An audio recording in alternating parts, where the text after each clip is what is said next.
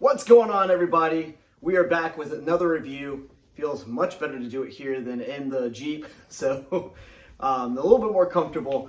So this is we're gonna do it here in my movie room, and of course, it seems more appropriate.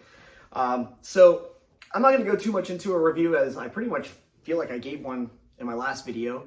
I'll try and link it up here above, but it'll be my previous one before this. So, but as I said, I'm gonna start off. I was not a huge fan of the first one. I did not like it. I liked it, I just didn't love it. The visual effects were breakthrough technology at that point, and it was phenomenal to look at. And this one just does it again, but even more. He pushes the boundaries more and more. And like I said, I just can't explain what I saw. It was amazing. I hate 3D movies, hate them. And I saw this in 3D, and I absolutely loved how it was done. Visually, it is a masterpiece. It is beautiful. I could look at that screen all day, and I just think that this is a game changer. If more movies were filmed the way they did it like this, I would go see more 3D films. Do I think every film needs to be 3D? Absolutely not. But this one does. And I do feel like the first one needed to be 3D as well. But this is just something that I cannot explain. I can't tell you until you'll just have to go see it for yourself, and you'll know what I mean. And, I'm not this huge movie junkie. I don't know the technology that they use, but the team with James Cameron, kudos to you guys, because that was just, my mind was blown and my jaw was on the floor the whole movie. Like I said, I missed some parts because I was just too busy looking at everything else going on in the screen. So it's not your typical 3D, but it's very immersive. It's not like trying to jump out at you, and what those other 3D movies try to do. They just want you to make you feel like you're there, and they do a darn good job with that. So with that, I'm not going to go any more into that. That's pretty much my review. I know you guys just want me to get to the spoilers, and that's what we're going to do here. I'm going to get you as many spoilers as I can remember. At the release of this, I will have seen it 2 more times. I am now recording this on, oh man, I don't even know the date. It's December 10th. I saw it on December 6th the first time. And so now I'm doing my review to post up on Tuesday for it to release. And so you guys can watch it. But by the time it's released, I will have seen it 2 more times. I'm seeing it on Tuesday and Wednesday. We're doing another screening. So the one last week was a private screening just for about 10 of us there that you saw in the one video that I showed. Some of you saw. I didn't put it on the YouTube. It was on my Facebook. So you want to find me on Facebook, Alex Arnold. You can find me there. I'm on Instagram and Twitter as well. My tags should be up on my profile page here. You just click there. I post different content on every single site there, just so everyone can get a different feel for different things. If you don't like one thing, then you can follow me on something else that you like more. So without further ado, I have my little review here so I can remember exactly what to hit. I'm probably going to miss some things, guys. As always, it was a lot to cover in this movie, but I'm going to get to the hard-hitting points. So this is mild spoiler territory. I'm going to talk about the synopsis of the film and like what it's about, and not necessarily what happens at this point. So if you're okay with mild spoilers, go ahead and stay. If not, now it's time to go. And thank you for watching. So, the story starts off, it's very simple and to the point. You're back at Pandora, and you're back with Jake and his family, and he's the leader of the Na'vi. And so that's it. We're just seeing him there.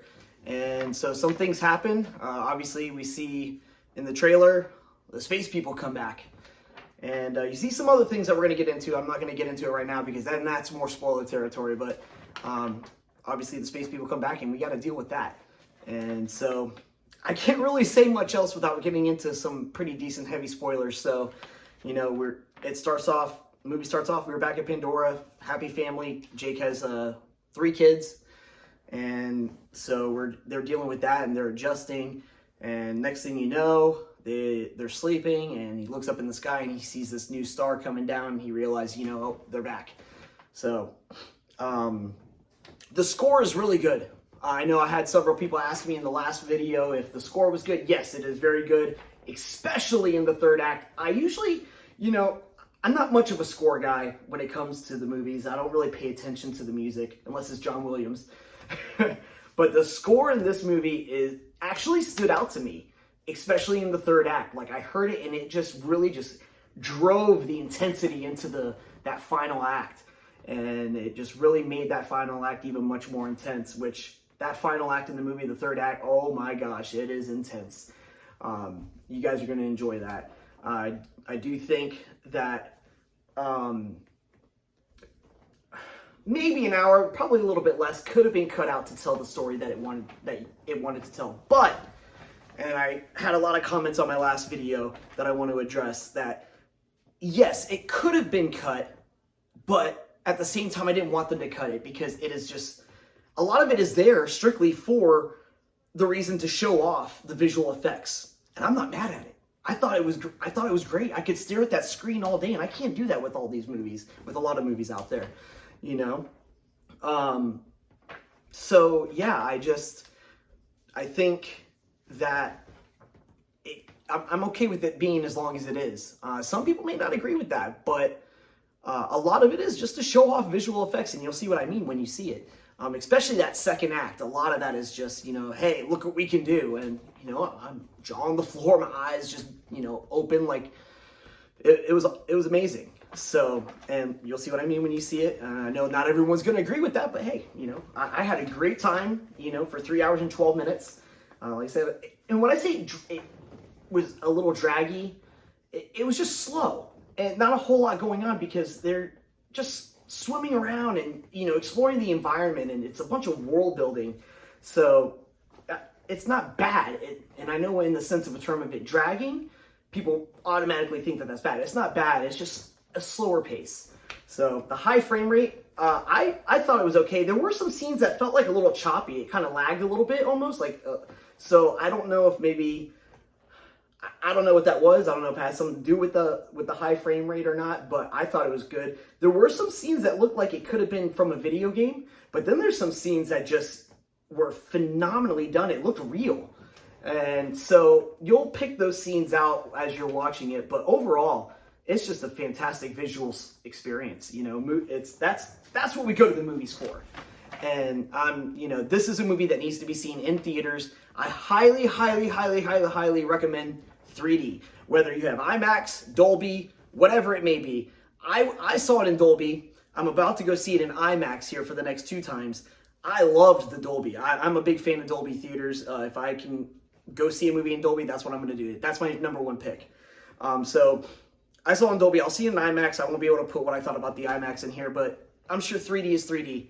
And I'm going to say it again. I hate 3D movies, but this needs to be seen in 3D to get the full best experience. So I feel like you are going to miss out on the experience if you don't see it in 3D. This movie was made to be in 3D. So please do that. Do yourself a favor and do it.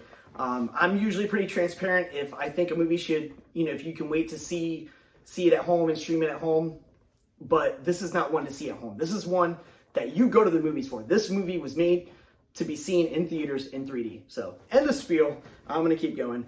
So, all right. Spoilers. Spoiler alert, spoiler alert, spoiler alert. If you don't want heavy spoilers, get out of here. And I'll see you next time. So, thank you for watching up to this point. So, all right. 3, 2, 1. This is it. Final chance.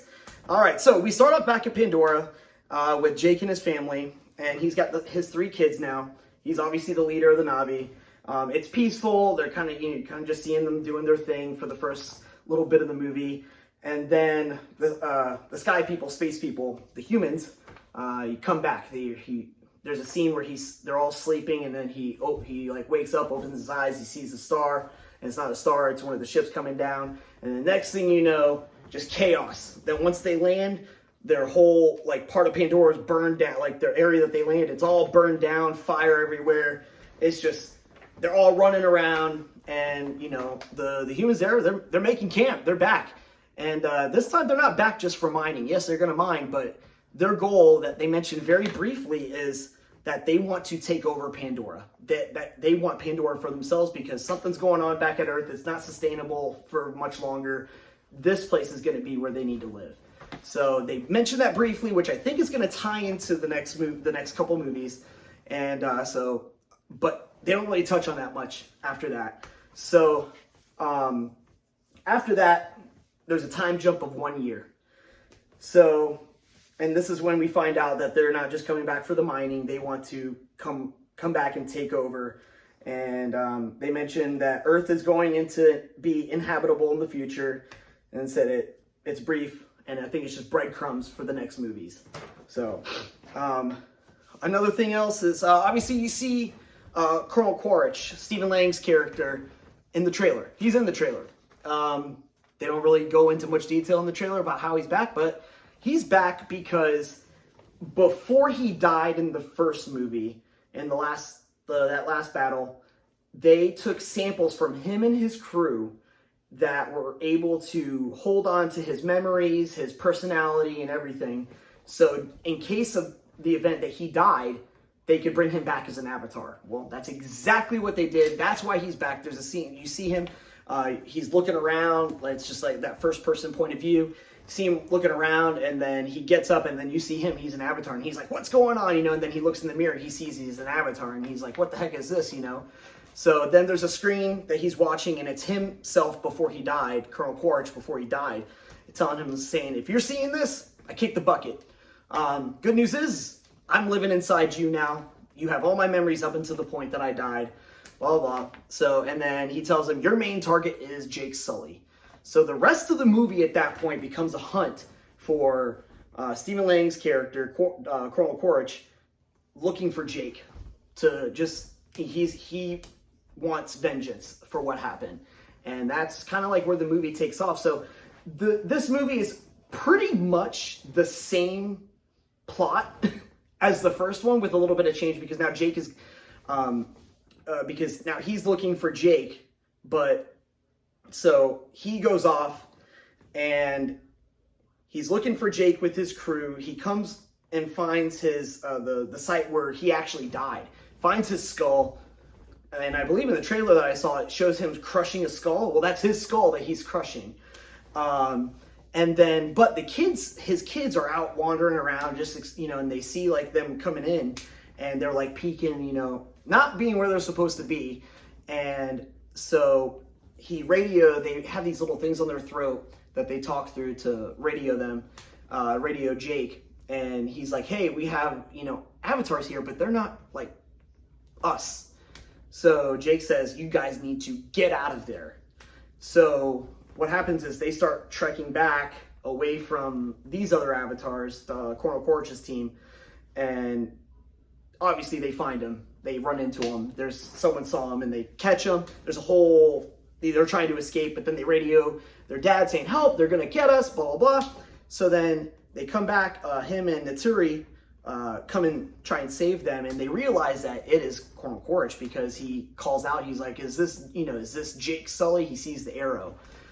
He's like, this must be Jake, these are your kids, blah, blah, blah. So then Jake realizes, oh my gosh, we got to get out of here. We get to save our people. We got to run. So he talks to the tribe and tells them, like, hey, in order for me to save you guys, I got to leave.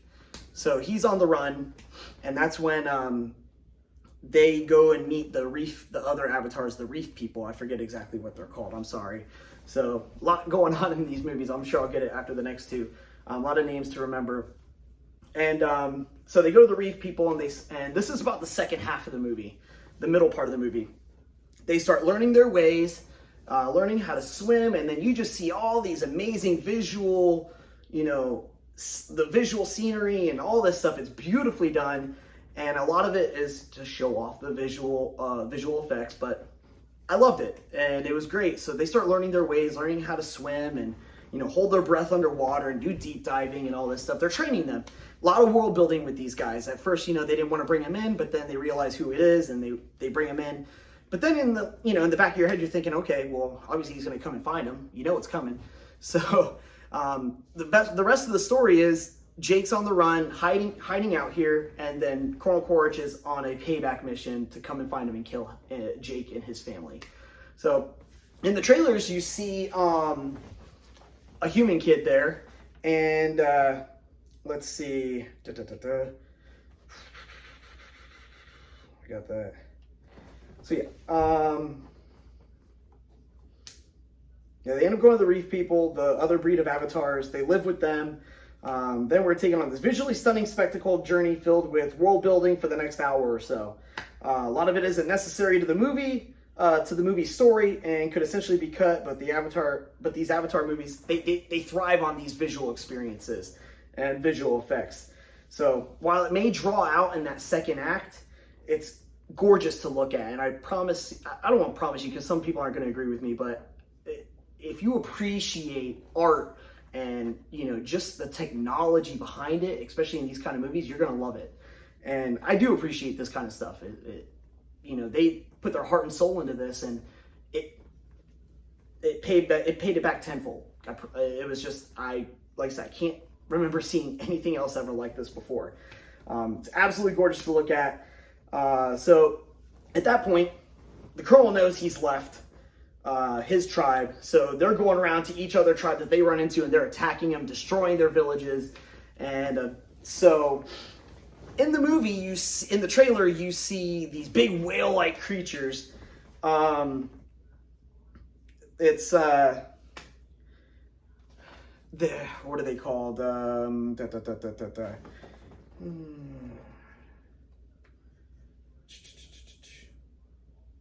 sorry, I'm way off track, guys. So I was talking about the human kid. His name is Spider, is how we meet him. He's a human, and we've seen him in the trailers. He was born on the military base on the planet Pandora, but at the end of the movie, he was too small to return to Earth to fit in the cryo capsule there. So Jake is happy to accept him into the family, kind of adopts him in a way. Naturi, on the other hand, though, has some reservations because she sees humans as the people that destroy her tribe and you know, the place she lives and killed her father. So she's got reservations about him, but they take him in and they raise him. And in the trailer, you see him at his age. So we actually end up finding out that his name is Miles, and he is Stephen Lang character's Colonel Quaritch's son. And so that happens. So because he recognizes him once he sees him in that one scene where the kids are escaping them at the beginning of the movie. So that's that. And then, okay, then they escape. The Colonel catches his son and keeps him with him while Jake and his family leave. And they go see the Reef People, blah, blah. They do all the training, blah, blah, everything I said before. I'm sorry about that. Sometimes I bounce around on this because I get a little too excited. But so now we're back to the Colonel going around. He takes his son Miles to kind of try and figure out where he's at. His son doesn't want to do this, but he's being forced to. So they're going around attacking all the different villages. So then we get to the whale part. One of Jake's sons sees this whale. Oh, the scene where it looks like someone's about to be attacked. That's Jake's son underwater and be attacked by that big whale. Well, he ends up being saved by this other whale, and they are called Tolkiens. And they're like these old ancient whales, but this one's an outcast. So he's by himself, and he ends up saving him after this huge anxiety-filled attack through these reefs and stuff that he's trying to get through with this other thing. And next thing you know, he just plows into him and kills this big old other whale. And it was like the two T-Rexes fighting in Jurassic Park. Kills him, but then the guy, his son, realizes, oh my gosh, this thing saved me. Never seen it before. And so they kind of bond. Well, then he gets in trouble because the way he ends up being out there by himself is the other leader's sons kind of tricked him into going out there and then left them out there to pretty much die. And so he gets caught in this whole thing where he's swimming by himself, and this other whale comes through trying to kill him, and then this Tolkien, this bigger whale, kills it. And then they kind of bond, and obviously he's going to be an asset to the rest of the movie and help them out later on, and I'll get to that. So he ends up doing that, but then when he gets back to the village, he tells them about this whale, this Tolkien that he sees, and they say, oh, that's the outcast, you can't talk to him, like, I can't believe you bonded with him, blah, blah. So he gets in trouble for that. And so what we find out, though, are some of the scientists on Pandora are extracting brain fluid from these tokens and selling it. And they mentioned they can get $80 million per vial. So they're going around killing these tokens for money. And so what Colonel Quaritch says, he's like, well, guess what? We're going to kill some more, but we're going to leave them out there, because usually they'll just dump the whales or take them with them and kind of do whatever with them afterwards. But he leaves them out there for the reef people to find and draw Jake out. Well, sure enough, this is what happens. His kids are out there and they see this boat coming, and it's Colonel Quaritch and all the other scientists there, and they're tracking the token that his son bonded with. And so he tries to pull the tracker out of him. And while they're doing that, they see the boat coming in. They radio their dad. They know oh, great, we're going to get in trouble because we're not where we're supposed to be. So they called like, hey, we got a boat coming in. And then Colonel Quaritch got binoculars and looking, and he sees his kids. He's like, it's Sully's kids. Let's get them. So ends up this whole big, this is where the third act enters, is once this boat comes through with all them. Third act, the boat comes in, they're trying to get away from the boat and the humans and the other scientists, and it's all this big old chase scene underwater. The crab suits are awesome that the scientists use to kind of swim around. That whole scene is just one spectacle after another, like them swimming around under the water and trying to get away from the scientists and waiting for their parents to come and try and hopefully save them. So finally these guys, the family shows up, and all the other reef people show up, and they're just about to go at it. Colonel Quaritch was like, I have you. And the kids end up being captured by Quaritch, and draws Jake out and tells him, like, if you come here by yourself, I'll release your kids. So, of course, that's what happens. The reef people kind of retreat. He's like, I need to end this on my own. I don't want to bring this on your people. Let me do this myself. And so the reef people kind of, I guess that was their way of kind of backing off, and because we don't see him again until later after the movie.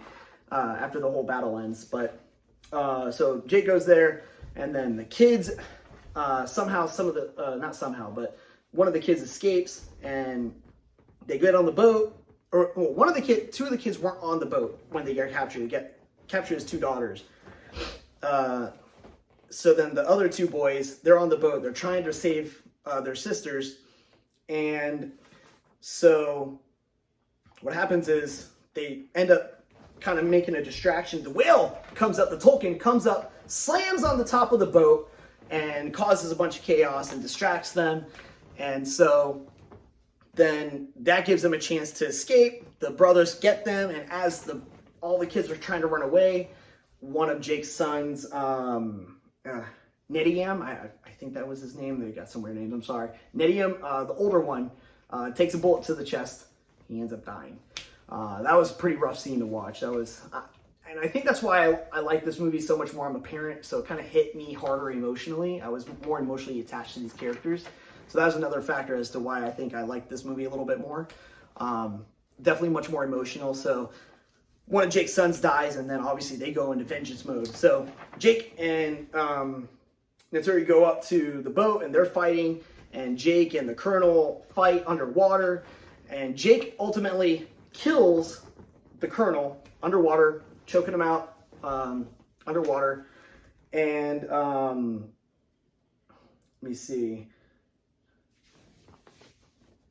Yeah, so Jake ends up killing the Colonel, so we think, and tries to get out from under the boat. A bunch of like Titanic sequences, what it felt like. So them trying to navigate under the boat and trying to escape, and while it's filling up with water.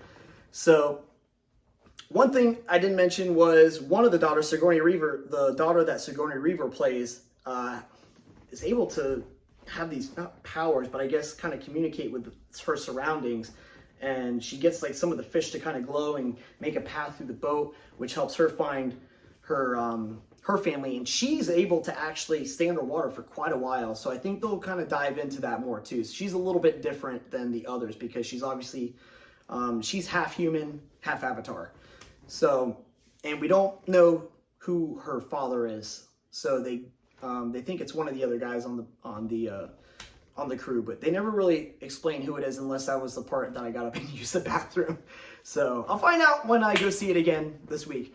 And so yeah, she helps them save the kids and the mom, but Miles is there, and as much as he hates his dad, the Avatar, he's swimming around helping them find everybody, and he ends up seeing his dad unconscious, but his dad's like kind of like twitching like this, so obviously there's still something there. So he's like, they dropped the one F-bomb in the movie, and he's like, he knows what he's got to do. He goes, he saves his dad, he grabs his dad, takes him up out of the water, and you see that his dad, the Colonel, Stephen Lang's character, kind of wakes up and is alive still, but Jake doesn't know that. Miles ultimately ends up diving back into the water and going with Jake and them, but Jake does not know at this point that the Colonel is still alive. He's kind of stuck stranded there on a rock, so we don't know what's going to necessarily happen to him, but obviously he's coming back again. So, and they've got the 2 more movies. I think they're going to make 5, and they've already rumored that 5 is going to come back to Earth. So I can only imagine what happens then. So those are the big spoilers. I'm sorry this was kind of jumbled. I was kind of going all over the place. Like I said, it's a 3.5-hour movie, so I'm trying to remember some of the things that happened. I should have recorded this a little bit sooner.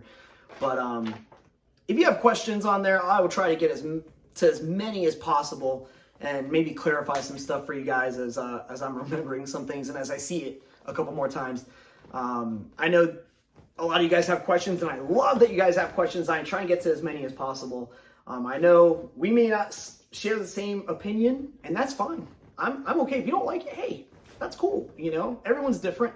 I'm not mad at that. Just, I just know that coming from the first one, I was really impressed with this one, which to me, if you liked the first one and loved it, this one's going to blow your mind.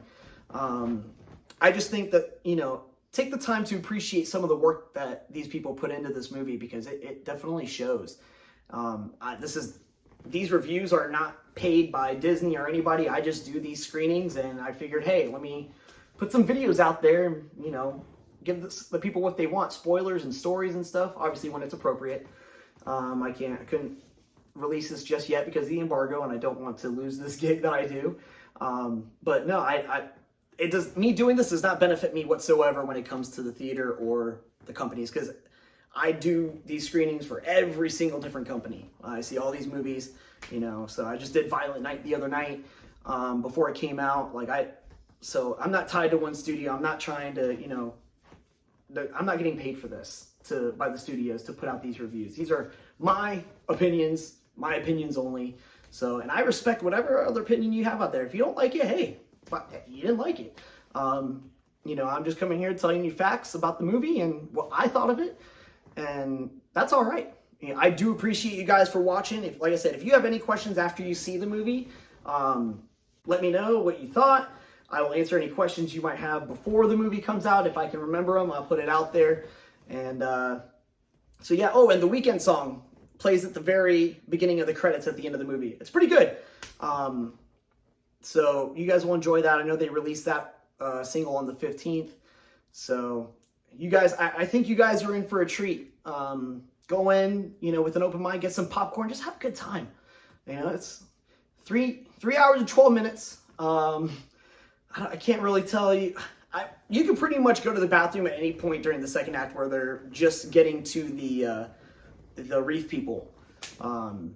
At that point, a lot of it's a lot of filler and just visual effects.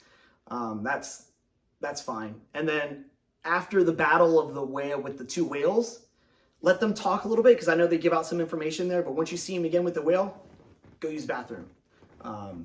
That's another good spot. But a pretty good chunk of the second part of the movie, the middle of the movie, you're pretty safe to go to the bathroom. Of course, I say that and you're going to miss one of the key moments or things that they say that you need to pay attention to. But I think you'll be pretty safe going at any point during the middle part of the movie where they're just getting to like the reef people. So yeah, I appreciate you guys for watching. Leave any comments down, hit that notification button, hit that like button, hit that dislike button, whatever you like. And if you hit that dislike button, all I ask is you leave what you didn't like, so I can work on that. So I want to put out some good quality videos for you guys. I know this one's a little bit longer, so I try and keep them short and sweet, but I get a little carried away. There's a lot of material to cover in this movie, and I jumped around a little bit. But remember, hit that like button, leave me a comment, hit that notification button, and hit that subscribe button, because I got plenty more of these coming, guys. Like I said, I do these for all the movies. I do videos for pretty much anything I find fun. So I know I'm going to have some questions about this stuff back here. Yes, I'm excited for Indiana Jones 5. Go back to my previous videos. You will see that. I got a reaction video for the trailer. I am so stoked for that movie. I know there's a lot of divided people there between being excited or not. So, but I'm one of the excited ones. So we'll see what happens with that one.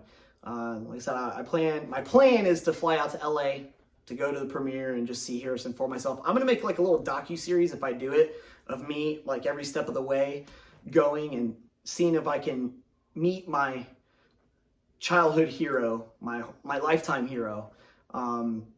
And it's the number one thing on my bucket list to do, is just to see Mr. Harrison Ford in the flesh. I would like to just get a picture with him. I know that's never going to happen, but if I get a picture of him on the red carpet and I'm right there and I just kind of, snap when he's in the background, I'm happy with that. But that's if I even end up going there. So that's my goal. I think that'll be pretty cool to watch for you. Some of you might find that interesting, but I'll definitely record myself the whole step of the way in June. So that's the plan. Things can change, but my plan is I'm shooting to fly out to LA for the Indiana Jones premiere in June. So I'll definitely have the advanced screening for that too. So thanks for watching, guys. Sorry I kind of dabbled on there, but it is what it is. I hope you all have a Merry Christmas. Have a safe holiday. I'll see you next time.